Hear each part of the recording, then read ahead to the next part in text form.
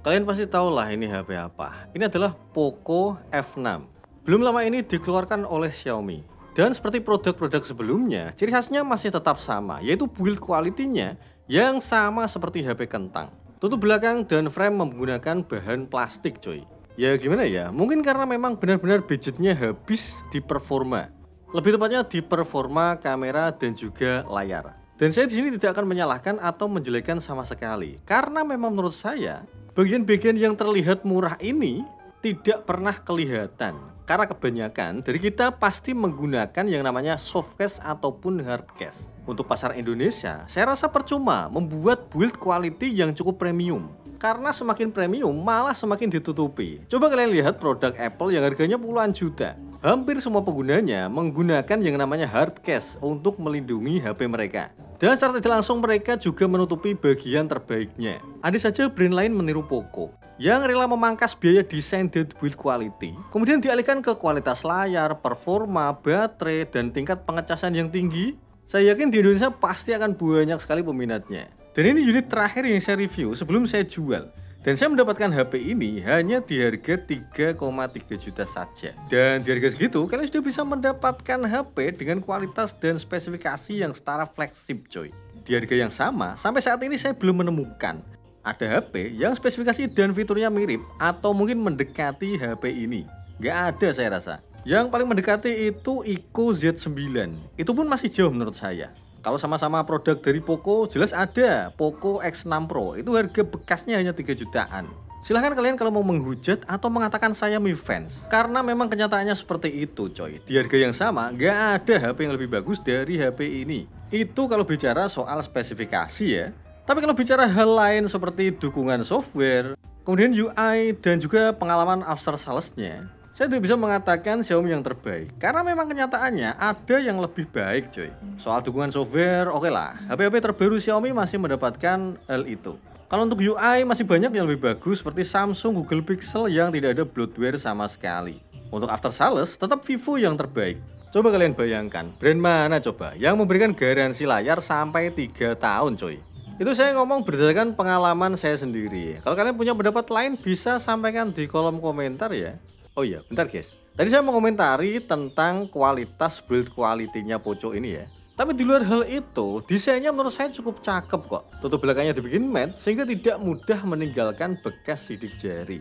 Dan ini salah satu bagian yang saya suka dari HP ini, yaitu layarnya.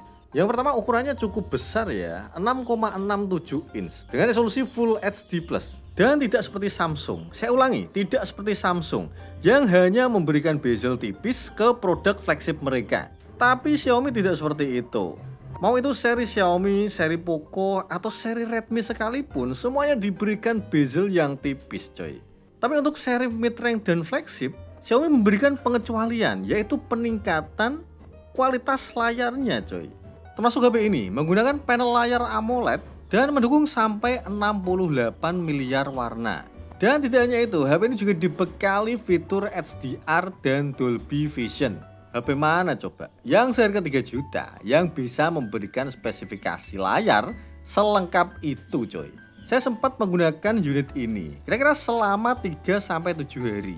Buat nonton video enak banget coy. Bezelnya yang tipis sehingga membuat layar terlihat luas. Dan karena HP-nya yang ringan, ini bikin tangan tidak mudah pegel guys. Untuk kalian para wibu, cocok banget HP ini untuk nonton anime. Atau kalian yang hobi ngedrakor, cobalah pakai HP ini. Dijamin, pengalaman visual kalian akan lebih baik guys. Dan untuk kalian yang kualitas internetnya setara NASA, HP ini mendukung sampai 4K 60 fps. Daripada internet kalian mubadir ya kan, set aja langsung ke settingan tertinggi. Dan bagi yang penasaran dengan kualitas audionya, kira-kira seperti ini.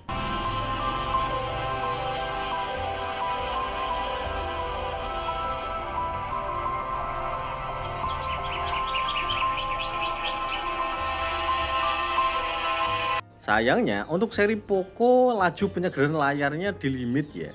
Hanya bisa sampai 120 Hz saja. Sebenarnya nggak masalah sih, justru lebih awet baterai coy.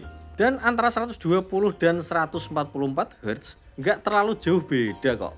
Kalau dari 60 di switch ke 120 itu baru kerasa. Yang saya suka adalah laju penyegaran layarnya bisa diatur manual.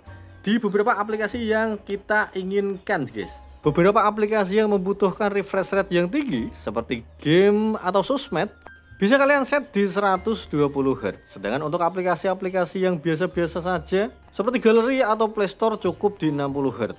Selanjutnya adalah soal dapur pacu. Dan ini yang menjadi fitur andalan dari HP ini. Jadi Doi menggunakan chipset terbaru dari Snapdragon, yaitu Snapdragon 8S Gen 3. Tentunya beda dengan 8 Gen 3. Ini mungkin setara dengan 8 Gen 1 Plus atau 8 Gen 2 ya. Untuk main game gak usah ditanya, enak banget. Contoh ketika saya mainkan di game Survivor ya. By the way, saya bukan orang yang hobi nge-game ya. Ya game saya cuman ini aja. Kalian tahu nggak ini game apa? Kalau nggak tahu silahkan download aja. Saya udah lama main game ini. Ya kurang lebih 2 tahun lah. Karena memang seasik itu guys. Apalagi kalau kalian sampai bentuk klan, kemudian sampai gabung grup WhatsApp. Ya di situ kalian dipertemukan kepada orang-orang di luar daerah kalian. Kadang saling support, kadang juga saling menghujat. Coba guys, bagi kalian yang main game ini, silakan angkat tangan, tinggalkan di kolom komentar ya. Oh ya, ini klan saya yang bentuk dan sekarang jadi salah satu klan terbesar di Indonesia coy.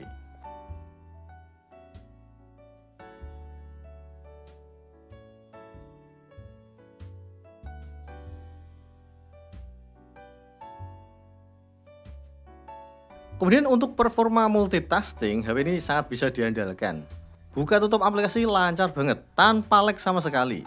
Kalau bicara soal performa dan skor Antutu, chipset ini mungkin setara dengan seri Dimensity-nya MediaTek, yaitu Dimensity 8300 atau 8400 lah. Beberapa kali saya tes dengan aplikasi Antutu Benchmark. Skornya ada di kisaran 1,4 sampai 1,5 juta. Dan sebagaimana yang saya sampaikan di video-video sebelumnya ya, skor di atas 700.000 itu udah enak banget coy. Oke, sekarang kita beralih ke kamera. Pada seri Poco ini tidak ada embel-embel Leica karena memang tidak ada kerjasama antara Poco dengan Leica. Tapi meskipun begitu, kualitas dan hasil gambarnya masih bisa diandalkan kok. HP ini dibekali dengan 2 buah lensa kamera, yaitu lensa utama dan lensa ultrawide. Memiliki fitur OIS dan juga gyro AIS untuk stabilisasi video coy. Dan bisa merekam sampai 4K 60 fps. Mantap gak tuh? Hasil kameranya mungkin tidak sebaik flagship, tapi tetap saja ini bagus menurut saya.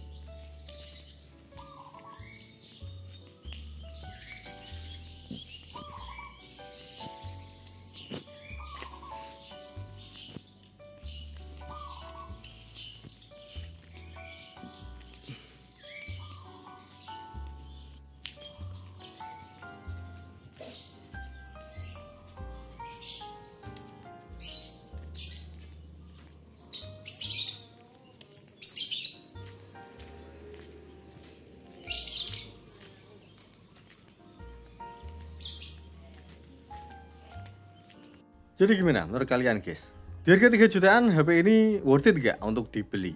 Jelas worth it lah. Kalau ada yang bilang gak worth it, kalian minum obat dulu lah. Bercanda coy. Oke, dan terima kasih sudah mengikuti video ini sampai akhir. Jika kalian suka dengan video ini silahkan like. Kalau ada masukan silahkan tinggalkan di kolom komentar. Dan jangan lupa subscribe guys. Oke, dan see you to the next video. Assalamualaikum warahmatullahi wabarakatuh.